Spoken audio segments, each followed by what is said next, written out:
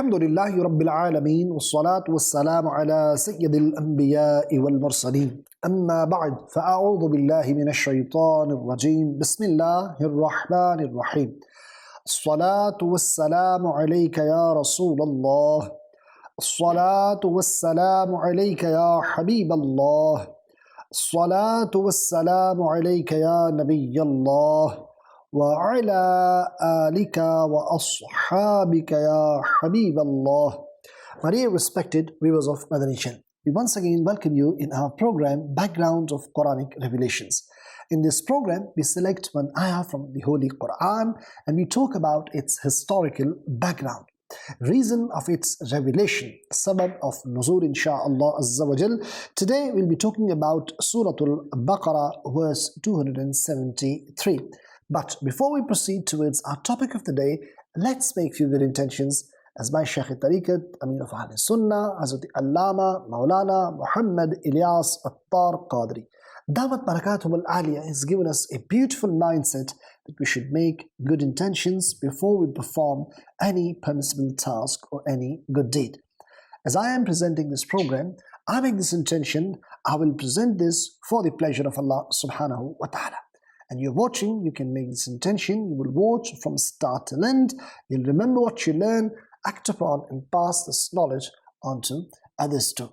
And remember, as many good intentions as you make for a particular task, any good deed, you can easily multiply your reward. And I would urge and encourage you to ask your family members, children, kids, to come and sit in front of Madani Channel's TV screen and watch this short and sweet program from start to end.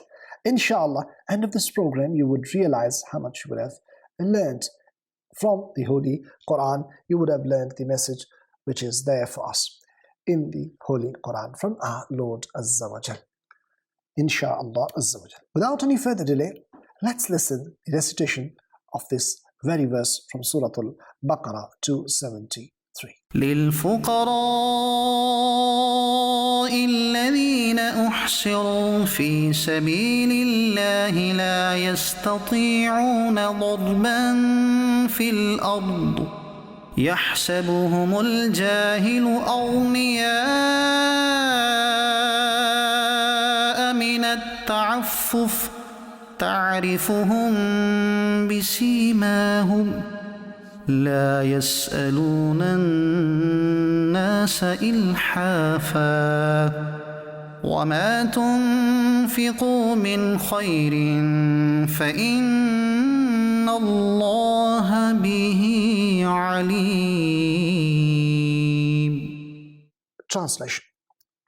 For the poor, those who were impeded in the way of Allah, they are incapable of journeying in the earth. The naive one deems them to be rich due to their avoidance of asking. You will recognize them through their signs. They do not beg obsessively from the people. And whatever good you spend, Allah knows it. Respected viewers of Madani Channel, this verse was revealed about the companions of the bench, a sheltered part of the masjid for residents, Ashab-e-Suffa. There were approximately 400 companions who had performed the hijrah, migration to Medina. They were homeless, without family, and unmarried companions who devoted their time to worship and study. By day, they would be engaged in jihad-related matters, and by night, they would learn the Holy Quran. Allah subhanahu wa ta'ala appreciated one of their qualities, that they do not ask. And because they do not ask, that other people, they think they are not in any need. That is not the case, whereas this was the beautiful attribute they had, that they would not ask, they would avoid asking, even though they were deserving of getting the sadaqat. Earlier, Muslims were given encouragement, they were motivated to spend in the path of Allah subhanahu wa ta'ala, and in this very verse, the right masraf, right use is mentioned. Who should they give to who are the right ones, who are the deserving ones for the sadaqat. So these are Ashab-e-Suffa. For them this beautiful verse was revealed, and one of their attributes was mentioned, that they do not ask. This includes the scholars, students and preachers who do not have time to earn due to their commitments to religious services. They do not ask for anything from people due to self-respect and dignity. Such figures conceal their poverty, resulting in the assumption that they are living comfortably. However, the reality is the complete opposite, which after a little investigation reveals how their lives are full of hardships. Respected viewers of Madani Channel, we heard that why this beautiful verse was revealed, and this was revealed in the shan of Ashab-e-Suffa, and we also learned this Madani pearl, that when we are spending in the path of Allah subhanahu wa ta'ala, we should help Islamic figures, Islamic students, those they are in need. This is a fact in this day and age. We try to find needy people around us, right? We ask people, is there anyone who is in need so I can help? There are certain people, they do. But why don't we see that Imam Sahib of our own local masjid, maybe he is also in need? How much salaries do normally ulama karam or Imam Sahiban they have? Every one of us know, isn't it? Unfortunately, there are people, when it comes for career, their child wants to become an imam or Islamic scholar, they would say, how would you eat? How would you live? From where will you do your living? Right? So, if we've got this understanding, why don't we think that what is the condition of those ulama and scholars, those they have dedicated their lives for Deen Islam, those they are leading prayers, those they are teaching our kids, those they are teaching our upcoming generations, then don't we have this moral responsibility to support them, to help them? If their earnings are less, they are not earning as much as they should do. So, respected viewers of Madani Channel, my Shaykh Tariqat Amir of Ahl Sunnah has given us this understanding that every month we should do some khidmat, we should help and support our local imam, we should give them something as a gift, as a hadiyah. Yes, respected viewers of Madani Channel, it should not be in front of everyone. Having mind the dignity and self-respect of our local imam, we should go and secretly help.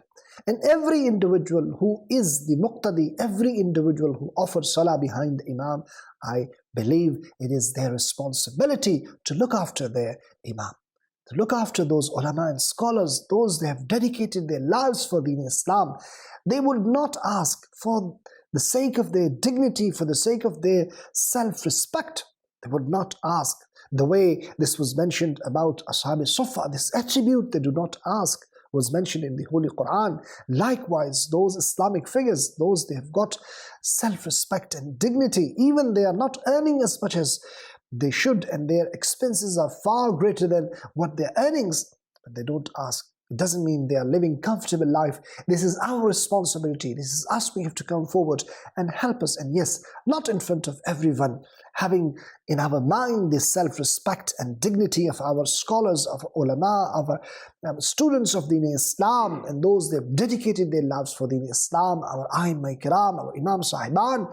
They have got the right for our help and support also, and we should do that. We should come forward. I hope this message has gone across. May Allah subhanahu wa ta'ala give me tawfiq to support and help our local ulama, scholars, students of Deen Islam, and all of us, and especially those they are Sadat-e-Kiram, those they are from the family of the Prophet alayhi salatu wassalam. Yes, respected viewers, they even cannot take zakah. We should give them our clean and pure mal in the courts of these Sadat, in the court of these individuals who are from the sacred family of Rasul alayhi salatu wasalam, and again, having in mind their self-respect and dignity, secretly we should go and help them. Even if, to such an extent, even they don't even know who has helped us. There are ways. If we want to do it, there is a will, there is a way we can do. May Allah subhanahu wa ta'ala give me the tawfiq to do, and all of us. Ameen. Bijahin Nabil Ameen. That's all for today. We'll be back with another beautiful, informative episode of Background of Quranic Revelations.